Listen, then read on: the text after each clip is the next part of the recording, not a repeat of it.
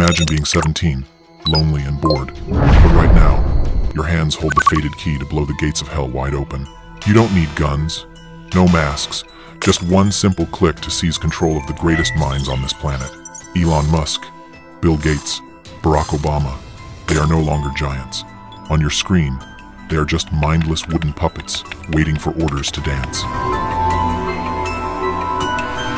Over $100,000 in your pocket in just minutes. How does it feel? Intoxicating? Absolute power? Or purely contempt for the fools? Be honest with yourself right now. If you held God's power in your hands, would you have the discipline not to become a devil? To answer that tough question, let's rewind to the 15th of July 2020. The fateful day Graham Ivan Clark decided he would become the king of the internet. He wasn't born a criminal, but the underground OG users forum fed his greed with virtual applause and blind worship. His weapon wasn't a supercomputer or complex malware. It was this phone. He used his voice to hypnotize and break the prey's defensive mind. He found a loophole no billion-dollar software could patch. Human naivety. He tricked Twitter employees into handing over the White House keys themselves. The gates of heaven open. You stand before the Supreme Console. You can read the president's DMs, or erase your enemies forever from the internet. Now, two choices. Retreat in silence, or press the button so the world remembers your name. Graham chose the latter. He pressed it. Chaos erupted. He sat in his bedroom, eating pizza, laughing at the extreme panic of 7 billion people outside his window. Not just Elon Musk. Apple, Uber, Jeff Bezos. The most powerful tech giants simultaneously knelt and uttered the same scam mantra. The nightmare reached politics. America held its breath. Would he seize the president's account to declare a destructive nuclear war? Finally, Twitter had to slit its own throat. They blocked tweeting for all verified accounts. An unprecedented silence in history. Who was behind this? A Russian super spy? A Chinese hacker army? The FBI deployed its most massive force to hunt the mastermind. But the truth was a slap in the face to intelligence. The mastermind was Graham Ivan Clark, a 17-year-old eating pizza while controlling the world. This is the digital age's greatest irony. The planet's greatest minds defeated by a bored teenager in Florida. But greed is a bottomless pit. Seeing absolute power in his hands, he decided to play the biggest and most reckless gamble. But he forgot one basic thing.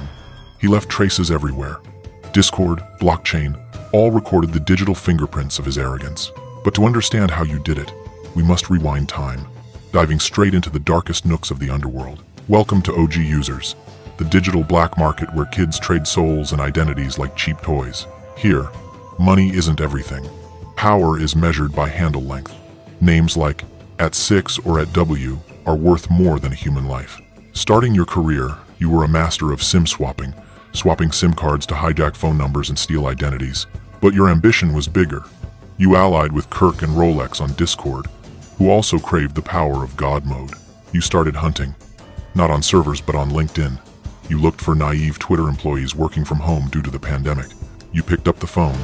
No malware, just your voice. This technique is vishing, voice phishing, hypnotizing humans over the line. The victim took the bait.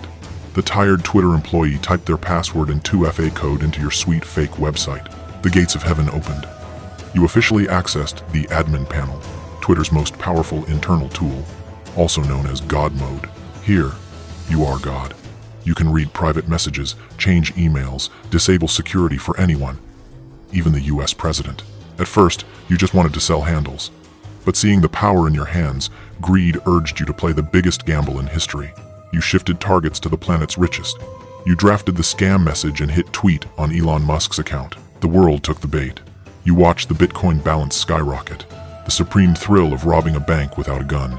But you forgot one thing. Blockchain doesn't lie. Every transaction left an invisible line leading straight to your door. 2 weeks later, the party's over. The FBI found you, not in cyberspace, but right at your doorstep with an arrest warrant. You weren't stupid. You used Wasabi Wallet to mix the dirty money, shredding it into millions of pieces so the FBI couldn't trace the source. But you underestimated your opponent.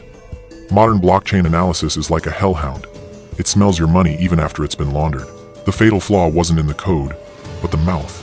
On Discord, you and your cohorts bragged, leaving eternal digital fingerprints. Discord didn't protect you. They handed over your entire chat history and IP address to the FBI. The Kirk alias was torn apart. All roads led to Tampa, Florida. 3 a.m., July 31st. Special forces surrounded your apartment complex like in an action movie. The dream ended. The bedroom door was breached. You were dragged from the virtual world, facing real guns and blinding flashlights. From Internet Lord, now just a 17-year-old kid shivering in shorts, escorted to a police car in front of flashing cameras, the trial began. You faced 30 serious charges. The world held its breath, waiting for the sentence for the one who humiliated Silicon Valley. 3 years in prison. That's the price you paid. Many were outraged, calling it too lenient, but the law spared you because you were under 18. 3 years of your prime youth buried within 4 walls. While the tech world outside changed daily, you could only watch through the bars. With that natural talent, you could have been the next Bill Gates, a security hero. Sadly, you chose the dark shortcut. Twitter patched the hole, but the scar on trust is indelible.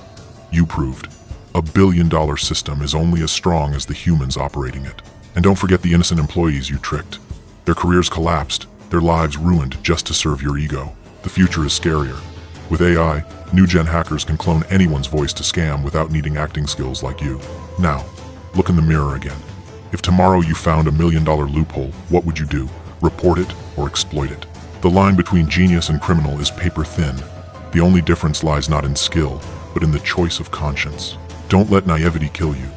Equip yourself with knowledge to protect yourself and your loved ones before becoming the next prey. Graham has fallen, but 1,000 other Grahams are rising from the shadows.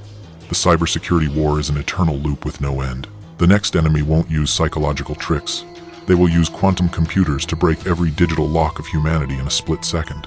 In the next episode, it's not just data theft. We will explore the first virus in history capable of detonating a nuclear plant. Stuxnet, the most terrifying digital weapon ever created. Hit the notification bell right now if you don't want to miss this masterpiece. If you want to understand the underworld to avoid being a victim, subscribe immediately. Knowledge is your only shield. While waiting, you can watch the video about the hacker who took down North Korea or the mysteries of the deep web right here. What do you think about Graham's 3-year sentence? Genius or criminal? Leave your opinion in the comments section below. Thank you for joining us on this journey to decode the underworld. Don't forget to like and share to spread this knowledge.